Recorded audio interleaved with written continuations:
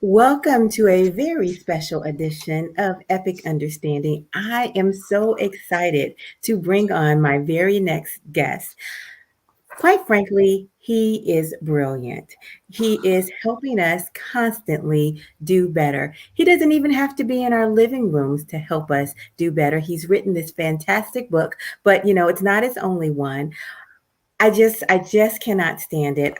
Without further ado, I bring to you Dr. BJ Fogg. How are you? Welcome. Hello, doing good. I am really happy to be here. I got double booked, so I was doing office hours for some students, but I am here now. I am so glad. Thank you for inviting me. My pleasure. You know what?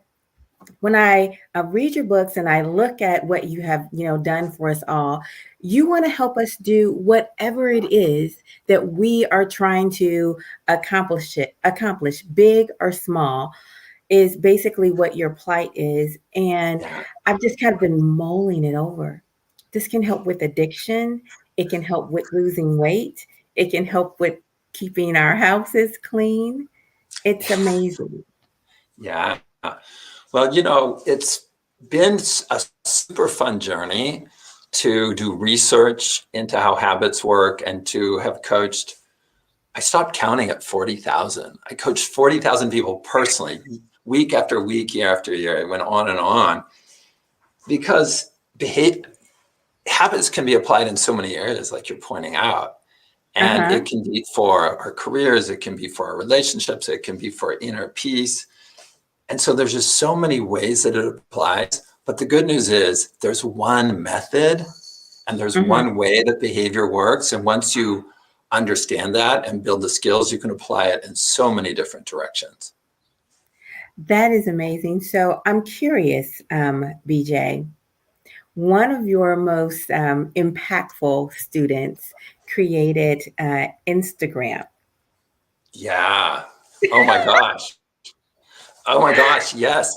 So Instagram has become quite a different creature than Yeah. when he started it. Those of you who might remember, it's very simple. It was iOS only, it was square photos only, and you had 12 filters and you liked things. Hmm.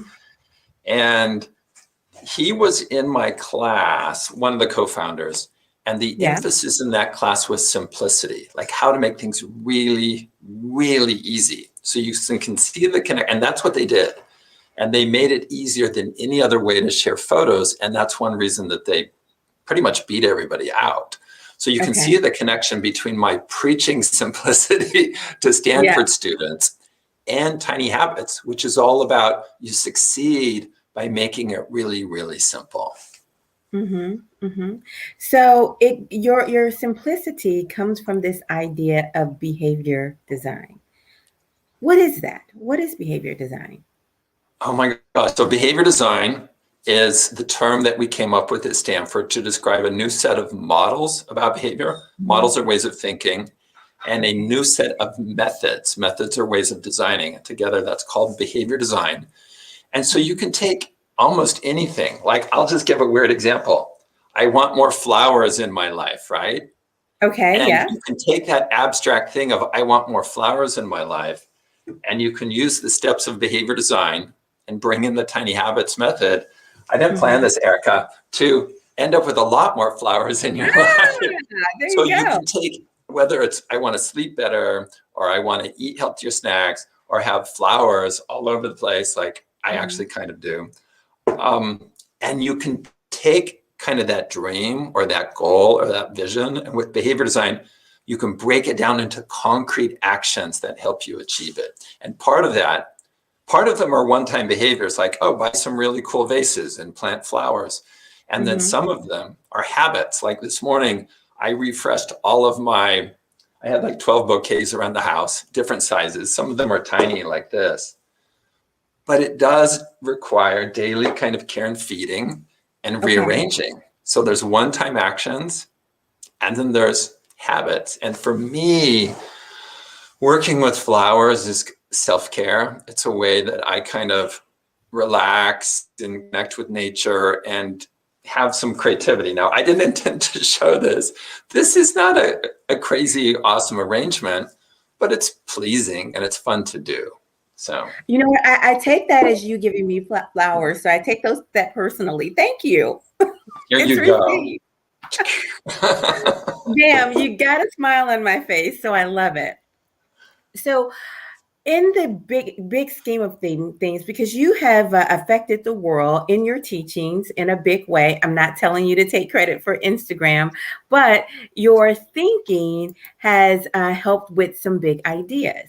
Is my point. So we have some big things that we need to tackle. Don't want to know which side of the fence you're on, whether it's, take the vaccine, don't take this vaccine, Yeah, wear a mask, or don't wear a mask, or whatever it is. But what I'm asking is, what habits can our leadership put in place to kind of glue us back together? Because mostly what I feel is fractured as an American. yeah, yeah. That's such a great question. Oh my gosh. Let me start with this. And so now so I'm a behavior scientist. I study how behavior Yeah. works. You're asking a question that's more about wisdom. And Oh, I mean, what should leaders be doing? And so I'll try. This is not based on my okay. research, this is based on me having lived in the world a little bit. Okay. Um, I think I would say two things. And these aren't specific habits, but they're the starting point for what are those habits. One is uh, compassion for other people, empathy. Mm, How can mm. our leaders not just say, I feel your pain, but really understand where people are coming from? So that the specific habit for that might be they get on an Instagram account for someone that's not like them at all. And they spend Okay. 5 minutes on Instagram on some account to understand what is the experience of this transgender person? What is the experience of this person who just lost her job, etc. Mhm, So they can, mhm. one. Number two would be around, I think, transparency, Okay. just being upfront about and explaining things like I, as your leader, as your elected official, I made this decision for these reasons, and just being really upfront. And let me give an example of somebody who I think is doing both of those. I have a Okay. brother in Central California, Fresno, California. He's actually in Clovis. Clovis school districts are a huge deal. And for what he's a doctor, but he ran to be on the school board. And there's a lot of contention going on there on the school board. And so he is kind of at um, in the spotlight dealing with all these issues. And I think he's doing a really good job of both of those. He's having empathy and he's being very transparent around what are the challenges and what are the issues and how are they making those decisions. That's fantastic. So your brother is taking what he understands about empathy and wisdom, and then helping, I guess, create a culture within the school system. Yeah, he's trying to. So he entered. Oh, the Clovis people are going to hate me. He ran as an outsider for the school board under Mhm. the transparency because they were. Okay. It was like the same people over and over, and it was like these little. My understanding is they weren't being very transparent. So he ran under, Right. and people loved that. And the last election, he ran up unopposed. Nobody had run against him. Oh. And yeah, and so now he's facing like parents in the school board meeting screaming at people on the mics and talking about the mask and the vaccination. And he's really listening, and he has to take a stand, but he's being very transparent about it. And I just read the most recent article in the paper there. The Uh-huh. journalists are treating him very favorably. My sense Oh. of things is the journalists so appreciate the refreshing transparency and Mhm.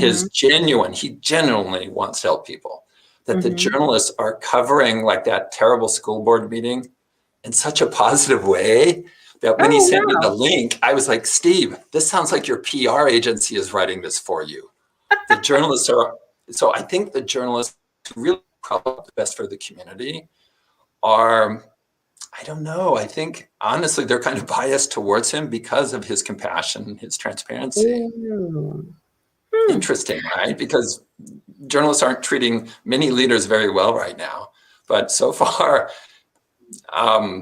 anyway, so I'm pretty proud of what he's doing because it's a Central California, very strong opinions, and a lot of politics going on. And he is, Cal, I'm really proud of how he's handling that.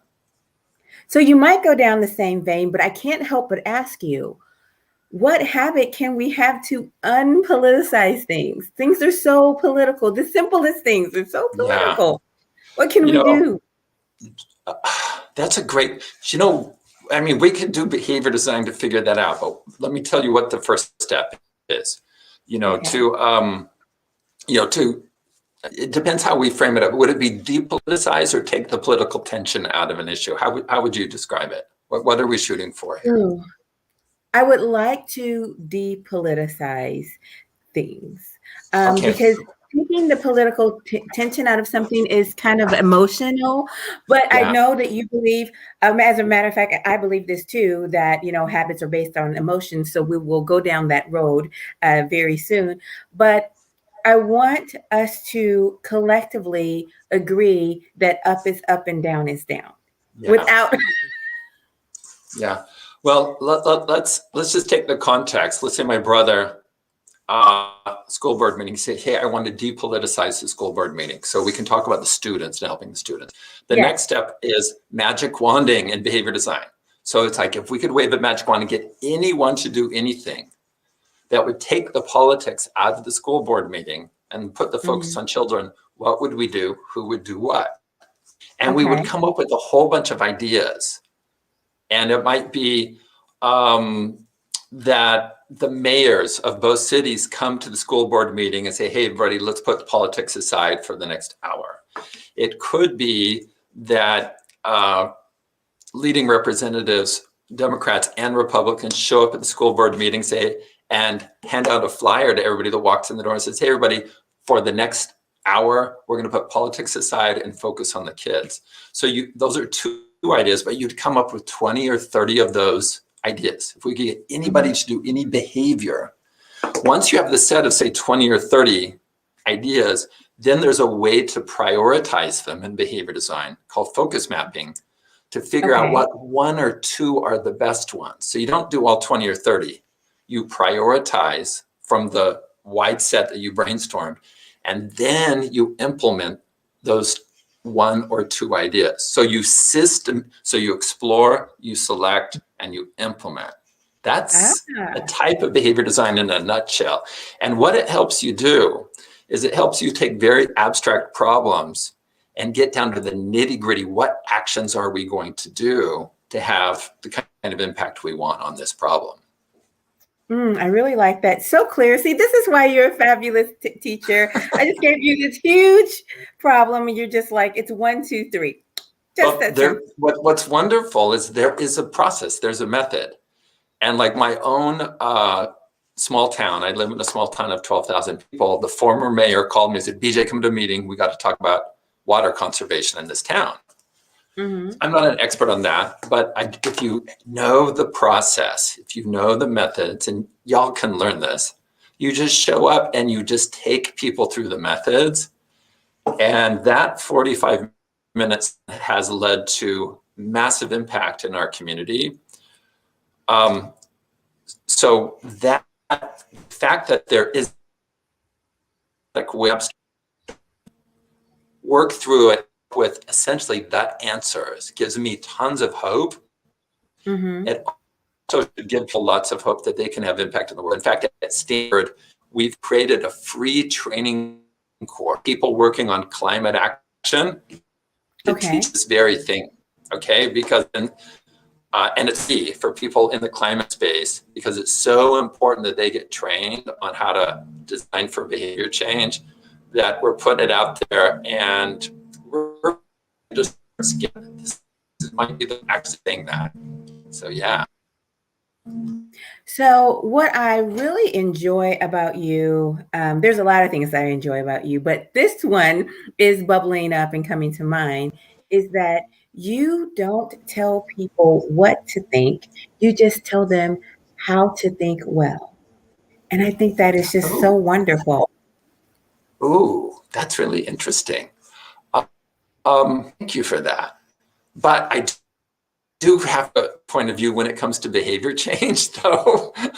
um, for example, you change best by feeling good, not by feeling bad. Mhm, So if you're mhm, trying to mhm, change your behavior and you're feeling shame or pause, back up, there's a better way to do it. If you're trying to use shame and guilt to have other people change, stop. People change best by feeling good, not feeling bad. So I have a point of view on that. And then I also have a very strong, clear point of view. In fact, I just sent an email out to, I have a massive email list that basically mhm. said, we got tons of problems going on right now, but truly take action to help our lives better and people around us. And I truly believe that. So yes, we have these challenges. Some of them I'm not going to be able to influence, but I hope to everyday people to make their lives better. And this is really important, be the source of positivity for you. We need that right now. Mm. We need hope. I'll just give an So, example. Let me give an example of that. Let's say you go to a dinner party and people are talking about the pandemic and all this. If you said, hey, for the next 15 minutes, let's agree that we're only talk about good news. We're going to have a good segment. And then conversation that is helping, that being a source of positivity for around you.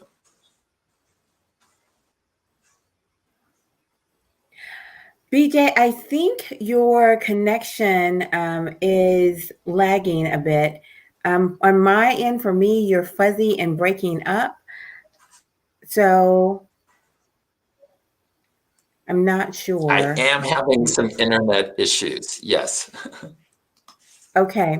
So if you don't mind, could you repeat the very last thing that you said? Yeah. Be the source of positivity for people around you. So, And the example was at a dinner party, if everybody's just talking about the negative, say, hey, everybody stop. Let's for the next 15 minutes only share good news and talk about good news and uplifting things. You help redirect that whole group toward thinking about the positive in the world. so I agree with you. At the same time, I do know that there are some people who are actually addicted to drama, like the negativity of it all. Oh gosh, it's a kind of internet, and I think it's called World Star Internet or Ooh, something to this. Yeah, and basically, all it is people doing bad things. That's all it is. It's wow. bad things, and then there's a type of conversation on the internet, and I don't have it exactly right, but basically, what they do is yell at one another, and they have tons and tons of followers. That's what they watch, and there's that kind of addiction too. I'm curious, what habit could we have to, break that kind of um, thing? I mean, there's negativity TV. I would Yeah. think that I think the Yeah. news is negativity TV. I have to cut it off. Do you Gives know, me. Erica, I'm going to share. I have a dear friend. She's 93 years old. Yeah, She's been married 3 times. She's been through so many challenges. And she is so upbeat. yeah. And probably what she would say, I think she's very wise, Hmm. is don't hang out with people that are negative, that you design your social landscape so you're with Hmm. people that are creative and uplifting and positive and so on. And yeah, that might mean that you distance yourself from some friends or family that are negative. And this isn't my research, but I have to trust her wisdom. And at 93, she's still playing tennis. She still travels. She has aged so very well. And she reads. She's just a model of aging well and resilience that I think she's really on to something. So, yeah. Now, it might be people within your family, so you can't totally avoid them. The good news dinner party we talked about, I drew on what we started doing in my household, and my partner and I, we called it Good News Friday.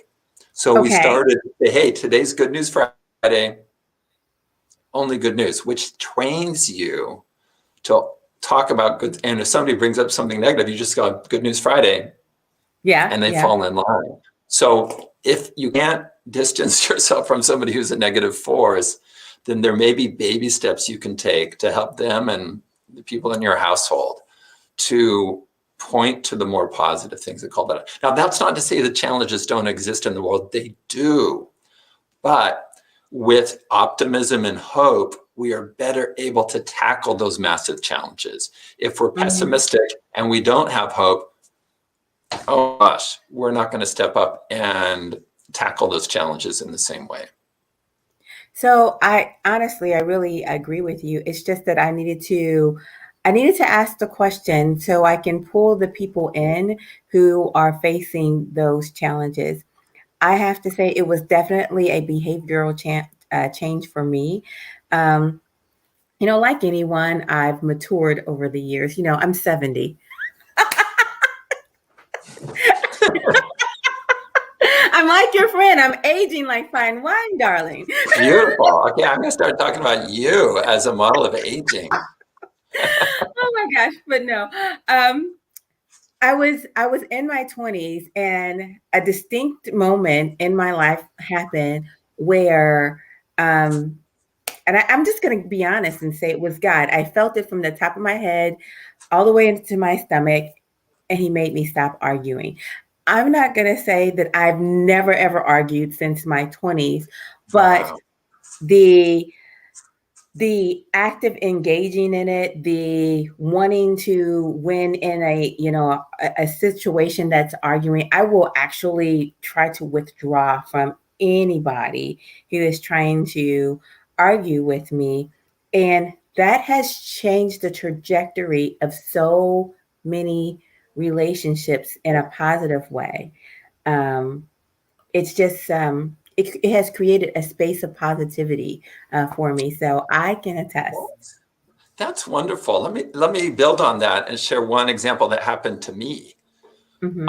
I was teaching a class in the spring all about Clubhouse, Hmm. and Oh. everything was on Clubhouse. It was a class about Clubhouse on Clubhouse for my Stanford Hmm. students. And about 7 weeks in, I went to the co-teacher, Ron Gutman, and I was like, we're on the phone, we're talking about the class, and I was like, Ron, the students just aren't stepping up. They're not very good moderators. Oh my gosh, we really should have trained them more in moderation. And he's like, BJ, they're progressing, they're learning.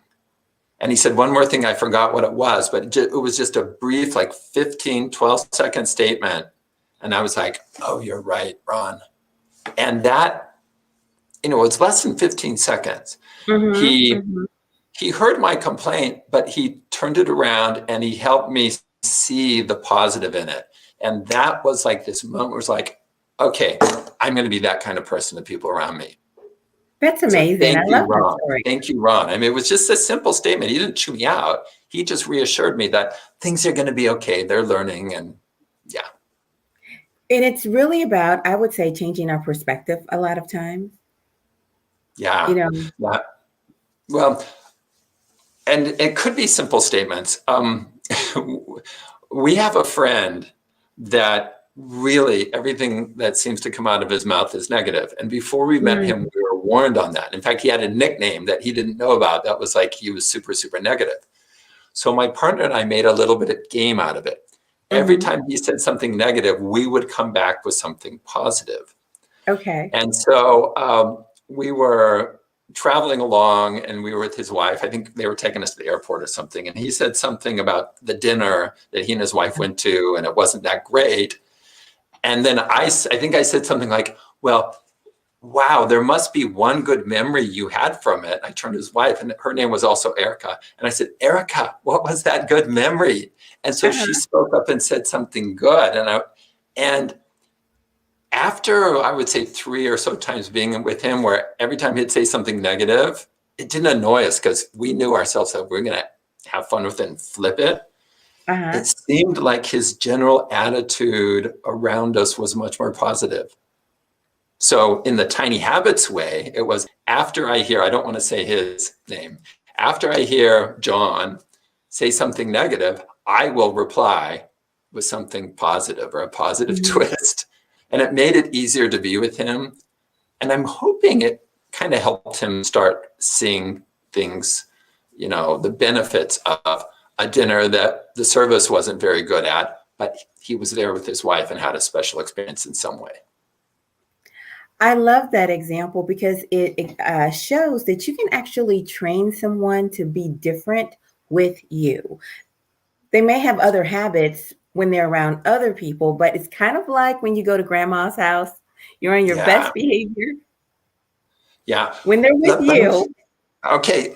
Yeah. Let me share another example that I learned from a guy named John Lilly, uh-huh. who, and this was years ago. And he worked in Silicon Valley, high tech, venture capitalist, all this. This is before he became any of that. And he gave me this tip, like you would pitch ideas to people and they'd say, well, it won't work for this reason and this reason and this reason and this reason. So you're trying to get, and his phrase was, great, you've told me all the reasons it won't work. Let's talk about how we can make it work. Yes, So the phrase was, absolutely. yeah, I've heard all these reasons why it won't work. Let's talk about how it can work, which was this nice little hinge transition. Again, it takes like 6 to Mhm. say that. And I have used that probably 200, 500 times in the last 15 years, a lot. And it works. That, You know just what? It's a good acknowledging, and it works. It's like one of those, and this is in some ways the premise of tiny habits. Tiny things can have a transformative impact if you pick the right tiny thing and you put it into action. And that's why I'm so glad we're going to these very specific, even phrases that you could use. Yeah. yes. So, how do you pick the habit? How do you pick a habit that you should change that's going to make a The, difference? the good news is pick habits that you want to have, not shoulds, not like, oh, I should Mhm. exercise more, or I should, write more thank you notes. Those things are great things. But if you don't Mhm. already want to do that, focus on things that you do want to do. Maybe it Mhm. is you want more flowers in your life, and don't discount Yes. that as being trivial. Something like that, having beauty in your life and having creativity every day can Mhm. be transformative, because then you view your other projects different. That creative Mhm. sense of you gets exercised and so on. So Mhm. the short answer is start where you want to start, and Mhm. trust that change leads to change. So you can change anything in a positive way, and it has a cascading effect, a ripple effect. So start where you want to start, absolutely. And if you pick something and it's like, oh, I really didn't like arranging flowers, let it go. You learn Yeah. something. You thought you wanted to do flowers every day, but you don't. Well, you learn something that's terrific. And then shift gears and put your energy into something else that you really want to do. I'm hearing you say shift gears quickly. Really. Try it. If you don't like it, then move quickly on it Yeah. for sure. Yeah. Yeah. If you feel like you have to use discipline or willpower to do the new habit, that's a sign. It's like, no, no. Now, there may be things, I'll give an example.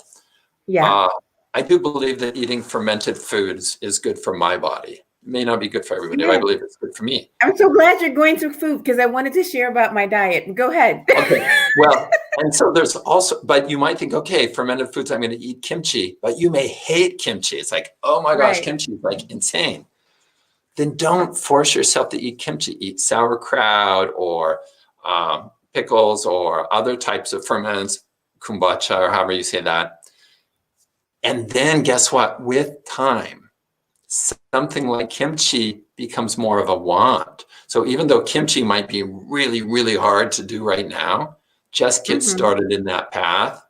And Mhm. then, I mean, fast forward, I have 2 types of kimchi in the fridge right now, and I eat it every morning for breakfast. Whereas a few Wow. years ago, there's no way I would have been eating kimchi. So trust that you will change over time, but just get started where you want, and then you will progress and be able to take on things that you never, like kimchi, thought you might want to do. But as you move forward and progress, you'll be surprised how much you change, including your desires.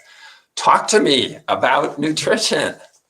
Yes, because BJ, I match your kimchi with pickled beets and pickled beets and pickled cauliflower. Oh my I gosh. Yes. I'm with yes, you on that. I am with you. yes, yes. What, talk about healthy foods. I mean, pickled beets and pickled cauliflower, it's really hard to get better than that. At least from my, I mean, everybody's body is different. For my body, those are very, very healthy foods. Yes. Yes, for me, they're very healthy. I had to get to the place where I understood that pickled or fermented foods were good for me, and it was good for my health. And it was, BJ, it was the tiniest little habit, and it started off with understanding that I needed to not eat a lot of sugar, but I couldn't tell myself no. I had to Yeah. point myself in the direction that I wanted to go. So, believe it or not, I have to share, 70 is like my number today because I'm 70 years old and I look like this. And I've lost 70 pounds, BJ. 70. Oh my 70. God. Congratulations. You I know. know, that achievement, Cal, I don't want to get us too body focused, but you decide you headed a direction. I'm sure you weren't perfect. There's twists and turns, No, and there's I love a whole French bunch of fries. habits that you developed and maintained. Yeah, right. I mean, it's nobody's perfect in this journey. And that's so important for people to understand. What you will see on Instagram are the befores and the afters. What you Uh-huh. don't see are all the twists and turns and all the challenges along the way. And that's unfair. That's unfair to all Yeah. of us. And when you talk to somebody who has achieved something, dig into, ask them about the twists and turns. What were the setbacks? How did you deal with the setbacks? When did you think that you couldn't do it anymore, and what changed? What was surprisingly easy to do? What was the one thing that you think unlocked? I mean, to understand that change like this is a journey. Nobody's perfect at it, and there's going to be twists and turns, but you will get there if you just keep going. Just get up and take the next step. That is for these kinds of things. Good for you. I think you have a lot to draw on there to share with others in that quest. Whether they're working on weight or productivity or better sleeping or relate, doesn't matter what it is. The journeys can be very similar in these areas. For sure. My question that I've learned to ask myself is what's the better choice? So I never tell myself no. I just say, well, what's the better choice? I love that. Oh my gosh, can we name that after you? Please do, by all I mean, means. can we call it like the Erica habit, where it's like after I am in a quandary, I will ask Yeah. myself, what's the better choice? I Awesome. think I that's love so it. good. Maybe it'll appear in your next book. Well, had I heard that before, it would have been in the Tiny Habits book already, but we can share it with coaches. And I think that's so applicable. I mean, it could go all the way from I'm in a snacky mood, I want to snack on something. It could be Right. Friday night. It could be vacation plans. It could even be this morning. I mean, I woke up kind of early and I just wanted to get out of bed. And Mm-hmm. it could be the decision, do I get up now or do I try to get more sleep? What's the better Mm-hmm. choice? I love it. And being deliberate about it. What happened? Let me ask you this. What happened if your head said one thing and your heart said a different thing? How did you deal with those issues? Okay. Yeah, so that happens all the time. And I say, well, who do I want to win right now? Who gets to win? So it's never an all or nothing thing. It's who gets to win right now is always the thing. And I sometimes love it's it. my heart. Sometimes it's my head. I love that. Okay, got it. One more question. I'm sorry. Yes. I love human behavior. I love hearing how people have solved for it. I mean, Yeah. I have a system and whatever, but the specifics I mean, you figure out some great things. What happens when part of your brain says, Erica, don't ask that question, because if you ask that question, do you ever feel resistance to asking the question because if you ask the question, then you'll do this and not that? You know what I'm saying? Let me give an example. I love salty snacks. Love a salty snack. So let's say I bought some pistachios in the shell, salted pistachios in the shell. And then I go, it's like, oh, I feel like I need a snack. And I go to the cupboard and it's like, oh, I want the pistachios. But then I think, well, I should ask myself the question. And I say, no, I shouldn't ask the question because I just want those pistachios. So Yes, yes. how do you get over that? Like, don't ask the question, BJ. You won't get the pistachios. Well, no, because then my next question after that is, what consequence am I willing to accept? So, yeah. Okay. So That's I perfect. know, really, I really like French fries and a lot, a whole lot. And so I ask myself, am I willing to get whatever happens when I eat French fries? And if I say Yeah. yes, then I get my French fries. And maybe Okay. I have to exercise, an extra 5 minutes or whatever. And so now I owe myself 5 minutes of extra exercise because I wanted my French fries. Do you know what's so smart? Here's what's so smart about that question. And even the initial question is, instead of you're turning something that might just be a habit or mindless or thoughtless into a moment of decision. Okay. Yeah. So you're bringing it, me not just grabbing the pistachios, but taking me to a moment of decision. And the last one is, part of that is, I need to consider the consequences. And part of the consequences will be, I'll make a mess in the living room. My partner's a clean freak. He'll go, what's going on? I'll have to get out the little handy vac myself and clean it up, or he'll make a comment. And so at least momentarily, I have to not only make a decision, but in the Erica method, I have to consider the consequences, which is terrific. So you're breaking the mindless, you could call it a habit, just because a habit is something you do without thinking. And then you're making it so it's not a habit. It is a deliberate decision.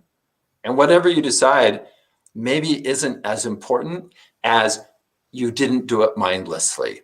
You were deliberate about it. So thank you for that. That's great. Oh my goodness. I'm so glad that I got to, add to your wealth of knowledge. It's like you get something new by talking to me. That is fabulous. That is fabulous. So tell me, I've got to have an understanding of how emotions connect to habit. This is so fun and such good news. And Erica, I think you have a sense of this, but for everybody listening or in the future, the good news here, everybody, is you don't have to repeat things over and over to create habits. That's not true. People are misleading you when they say that, or they don't know the answer, they haven't done the research. So 21 days as a habit is a no. Not true. Not true.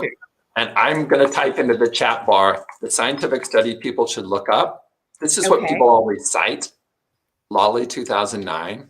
Go look at the study. It doesn't say repetition creates habits. That's not what the study says, but that's what everybody, science backed. No, they're not reading the study. They're not understanding the statistics in the study design.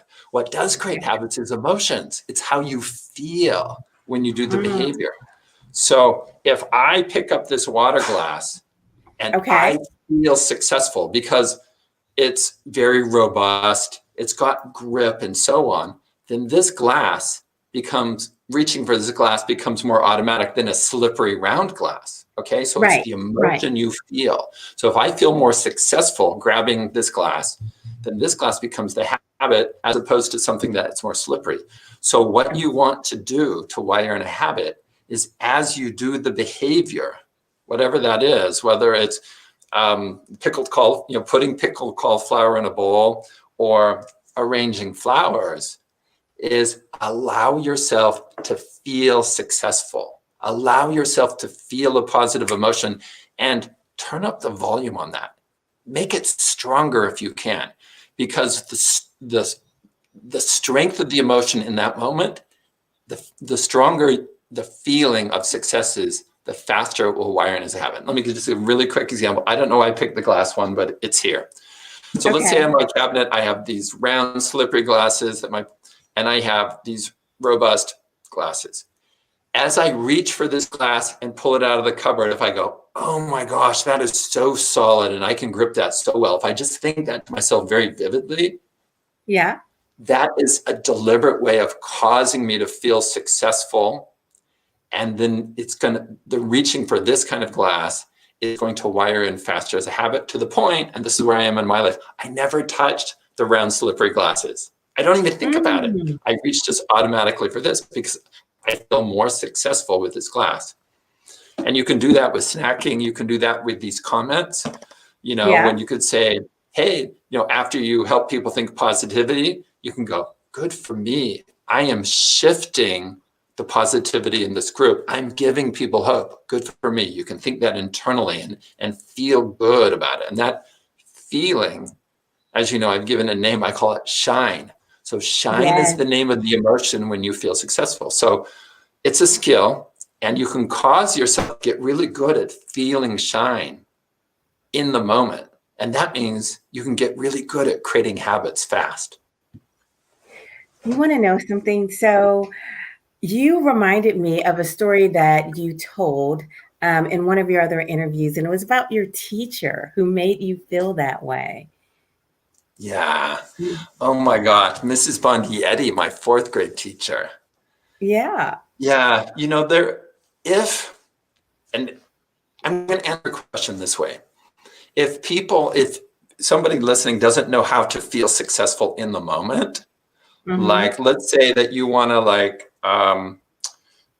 take vitamin D every day and you want to make that a Okay. habit. Mm-hmm. And if you can't just go good for me or whatever, what you can do is think of somebody from your past who was really important to you. It could be mom, it could be dad, it could be an aunt. In my case, for whatever reason, it's a fourth grade teacher, Mrs. Bondietti in Fresno, California. And I envision her saying, good for you. And she's probably put this on my shoulder, like, you did a good job. And so if I Yeah. wanted to wire in vitamin D as a habit, at the moment I take it, I can imagine Mrs. Bondietti saying, you did a good job. And just really feel that. I mean, use your imagination and Mm-hmm. let that positive emotion, allow it to happen. Don't resist it, allow it to happen. And in that way, you're self-reinforcing. You're using Mm-hmm. that technique and that emotion to reinforce, whether it's vitamin D or cauliflower or what have you. But that's the hack. So the good news, and this is why I got all excited and I said there's good news, is that you can use your emotions. It's already available to you to wire in habits quickly and easily. And notice you do it by feeling positive, not by feeling guilty or shame. You're feeling Mm. successful. And that to me is to share that with people and give them a true way to create habits by feeling good. Mm-hmm. Oh my gosh, I feel so fortunate to be able to share that with people. But you also know I feel a huge responsibility to share that as well, because as a scientist and as my hands-on practice, to have discovered that, that also means I have a responsibility to share it. So thank you for bringing that up and asking me the question. And Mrs. Bondietti, I don't know why her, honestly. I just think maybe it was a time in my life when I really needed affirmation. Mm-hmm. And she was tough. I mean, she was tough. And so I think Mm-hmm. any positive comment, I mean, she was compassionate too, but she was one of those teachers that Yeah. made you do stuff. And so any positive feedback from her, I think just felt and feels really, really big, even if it's me just imagining it. That Yeah. is awesome. So we're getting to something that I think is really interesting. I'd like to get your feedback on it. We do things not just because we like doing them, but because who they make us regarding our identity. And that's also why we connect with the people Yeah. who we connect with. Because like your spouse, your partner, why are you with this person? Not just because you like them, because who they make you. Yeah. I think that's so true. I mean, I'm going to build on that and go back to what I said. I mean, being a source of positivity to people around you. Mhm, Think of the people you like hanging out with. They're people that make you mhm, feel good. Now, there's mhm, different ways to help you feel good, but one of them is to be the source of positivity. So, like my mhm. co-teacher Ron, or my 93-year-old friend Dorothy, when you're in Dorothy with your Dorothy, you're going to feel better, and you're going to leave that experience being uplifted. And so, whenever Dorothy says, "Yeah, come over and play ping pong," or "Come to my house for dinner," or "Let's go to the beach," the answer is like, "Yeah." And so that's the class I'm teaching at Stanford, starting in about 10 days, is tiny habits for humor and happiness. Because I Ooh, think that's what, yeah, tiny habits for humor and happiness. I think the students need that right are you now. teaching that remotely? Can I come? You know what? I should have you come in as a guest speaker. Okay. But outside people can't be students, but yeah, you should join me as a guest speaker and share your insights. That would be But what I amazing. want for the students is, yes, I want them to have habits of humor and happiness, but I want them to be the source of positivity for the people around them. Because I think Mm, that we need that so much today. And that brings people to you. I mean, I mean, I don't have to belabor this point, but now more than ever, if you are a way that people feel uplifted, they're going to seek you mhm. out, and you are doing them such an important service. And I'll just summarize it. It's a 4-letter word. You're giving people hope. By being positive, uplifting, you're helping them feel hope. And like I said earlier, we really need that to step up and tackle some of the big challenges we have. So just Amazing. that's what I want from my students. I want them to be great at giving other people hope. I know I can help them get hope, but I want them to help radiate out and have a bigger impact in the world. You want to help them get that shine. Yeah, I, and give shine. Feel shine yes, and give yes, shine. get that is Yeah. amazing. One, I heard this once that you cannot get rid of darkness by taking buckets of darkness out of the room. You have to bring in light. Ooh, I love that. And I'm going to build on that. I love that. And the light can be very tiny. In my own life, let me give an example, like in my own Okay. house. Okay, so this is a tiny nightlight, and it has Yes. an amber glow to it because I'm kind of a believer. I don't want blue light in my eyes at night, but look how small this is. Yes. It, in the middle of the night, does such a good job of not brightening the room, but helping me navigate the room, to navigate what I Oh, need to in a dark room. And it's not a big light, it's a oh tiny wow. light. And I think that's kind of an analogy or metaphor of we don't have to be huge. It's the tiniest of lights in darkness can help define the landscape and help people navigate it successfully. Wow. Now that is worth the price of admission right there. That was beautiful. It was so clear, and I will keep it in my heart truly. Thank you Mhm. so much, BJ. Well, what fun it is to talk to you. I am serious about you guest lecturing in my class. Can you email me or somehow let's arrange that? Absolutely. I most certainly will. I have Yeah, the information. You'll definitely hear from me. Thank you so awesome. much. Okay. All right. Well, thank you for coming to visit us here at Epic Understanding. It has been amazing. I'm so thankful. Thank you. Thank you. I feel so fortunate to be able to share this, and thank you for bringing me in and asking such great questions. And it didn't just feel like questions. It felt like we were hanging out over coffee, having a great friend to friend conversation. Thank you for making that a reality. That's what it's all about. It's water cooler chat that matters. That's what we are. Good. Thank you, BJ. Bye bye, everyone.